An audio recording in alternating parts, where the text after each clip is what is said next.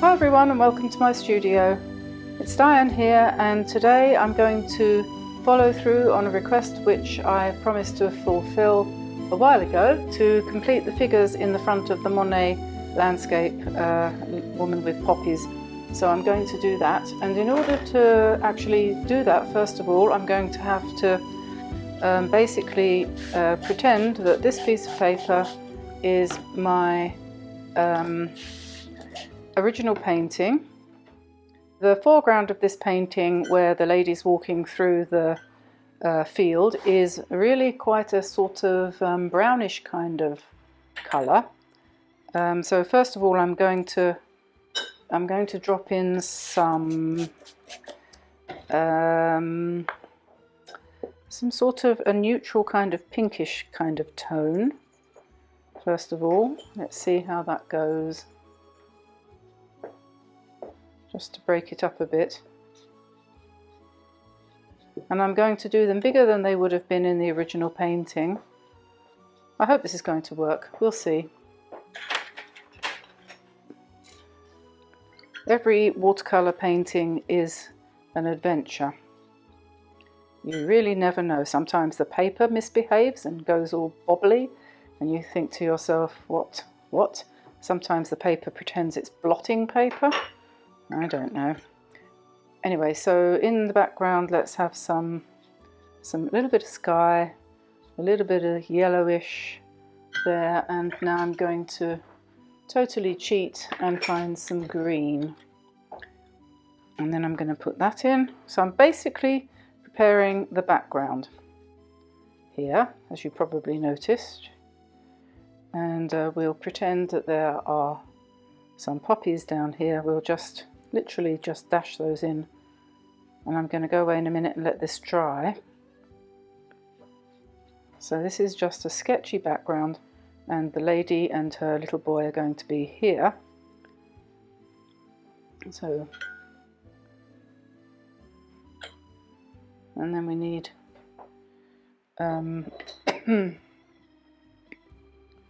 it's a bit of a kind of, I don't know, it's a kind of dull sort of brown, green that he used. Monet, of course, was painting in oil. I am causing no end of rotating in the grave on the part of Monet by copying his paintings in watercolour. Sin of sins. Right, okay, so that's the background. I'm going to let that dry, feed the dogs, make a cup of tea and come back. But you won't notice I've even gone. Okay, I'm back. So here is the original painting, and you can just see the woman and her child at the bottom there. They're very impressionistically painted, and we're going to try to do something similar. Remembering, of course, that there was no detail in any of these paintings. It was all in the eye of the beholder. So we're going to take a pencil and we're going to try to encourage the lady and her little boy to grow out of the field that we've indicated here. And then once we've got her in place and painted in, then we'll add a little bit to the herbage. Alright, so I'm going to start her here, and her hat. She has a hat. So we'll indicate the hat and the crown of the hat. And she has a kind of ribbon, I think it is, or maybe it's a feather or something on top. And then her hair comes down the back there like that. And then she has her face and her shoulders.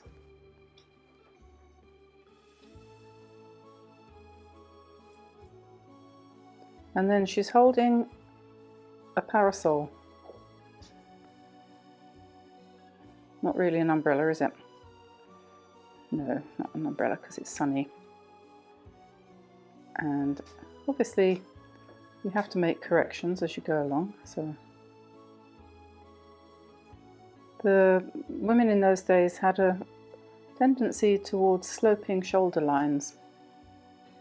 So we have to give her nice sloping shoulders, and then her hand comes round here to hold the the parasol, and she's got, I think, probably a shawl or something on, like that, and then her skirts fade away into the undergrowth, overgrowth, grasses, whatever.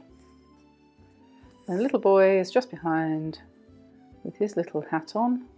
Don't you wish we could put hats like that on kids nowadays? A few other things too.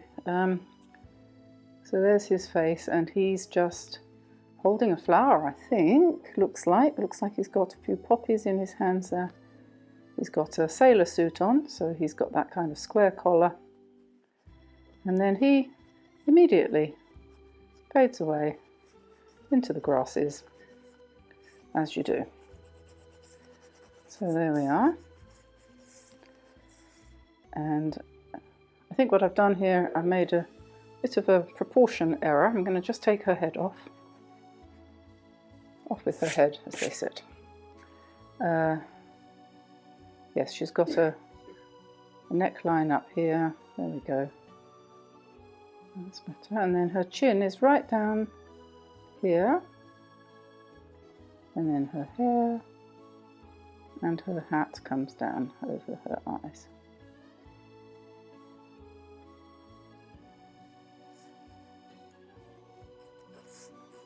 Like that.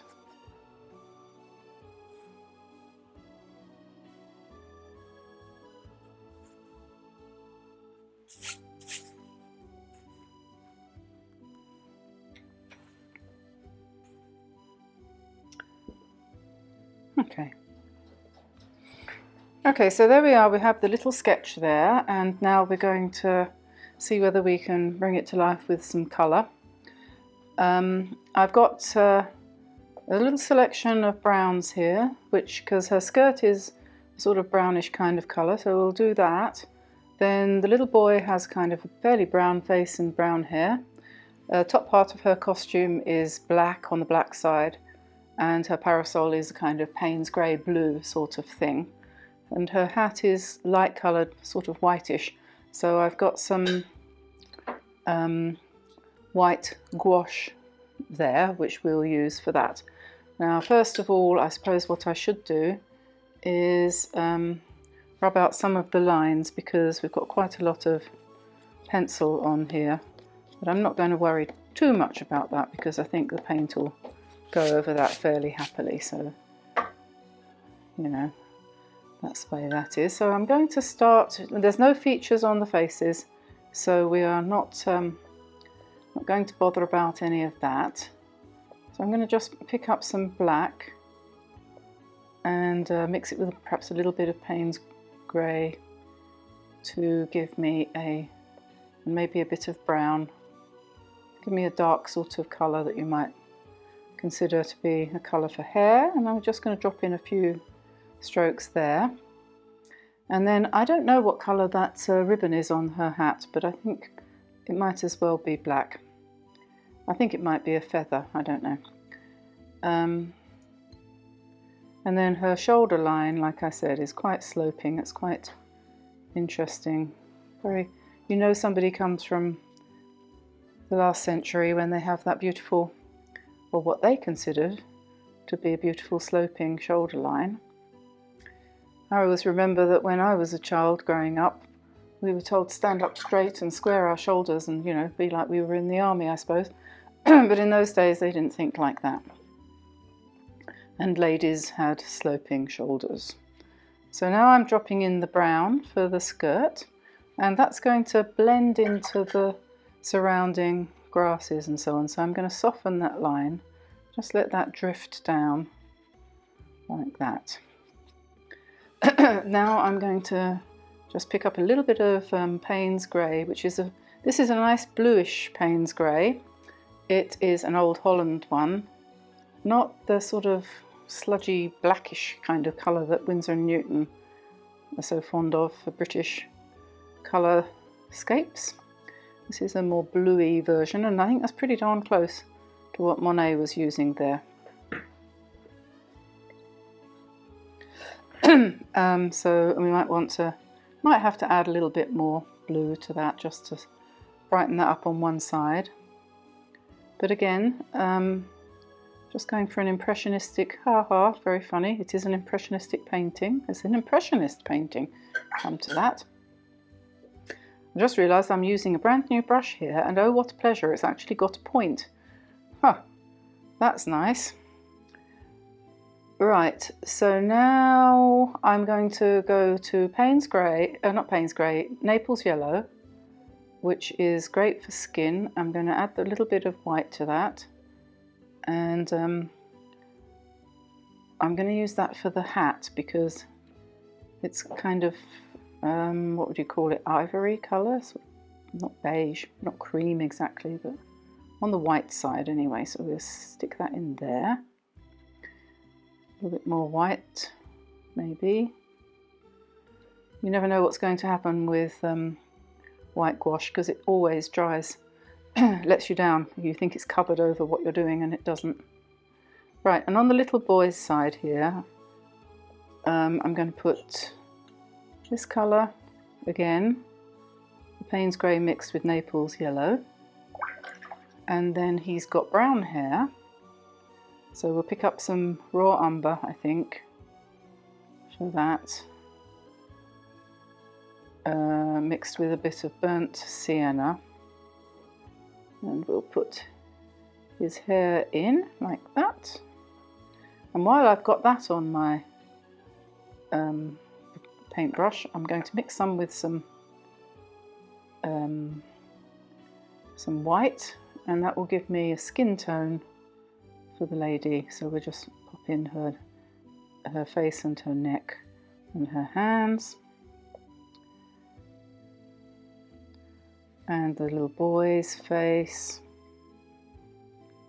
There we go. And then he's got a kind of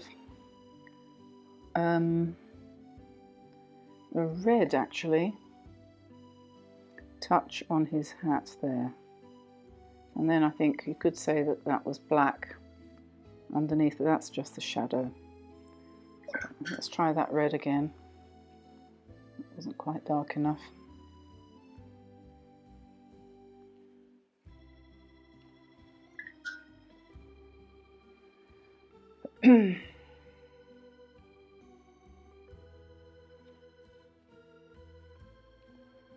There we are, and he's got his white outfit and his little brown hand there.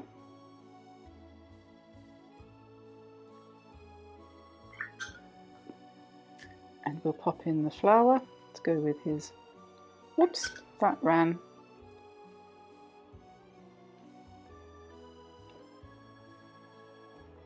Okay, leave it like that. And he's got some kind of a, probably Payne's Grey would be a good colour for that, just on the neck there. And then the lady has got a sort of greyish brown colour here for her shawl. Just drop that in there. And then we need, I think he's used brown for the parasol handle. So there we are, that's that. Then we're going to pop in a bit more, a slightly darker Payne's Grey on the top there, and the side. Let that run a little bit. A little bit of blue there on the hat brim. Okay. And then I think that's looking fine, I think so. We'll let that dry, and meanwhile I'm going to pick up a bigger brush, one that doesn't have a lovely point that I don't want to spoil. I'm going to pick up some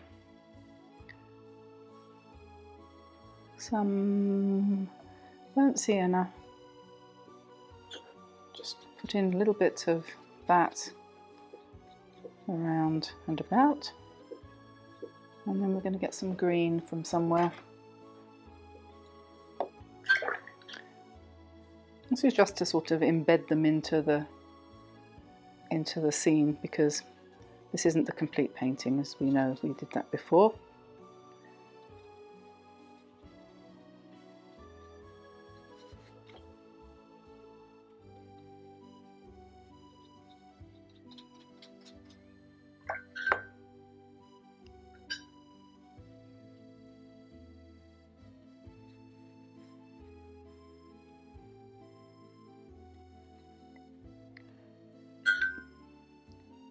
And maybe just a few spots to indicate the poppies.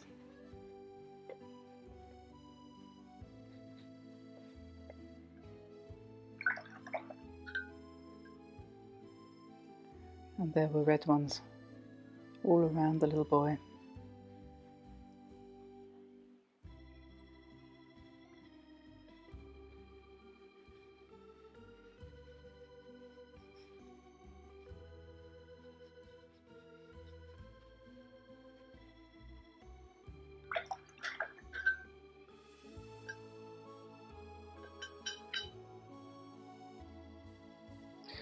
There we are then, so we'll just let that dry and if there's anything that needs to be done, we can do it once it's settled down and we know where we're at. But this being as it was just a demonstration of how to draw the figures, I think the grasses went up much higher on the little boy like that. I think we'll call that done. So I hope that's helpful, and I'll say goodbye for now, and I'll see you in the next video. Bye everyone. Bye bye.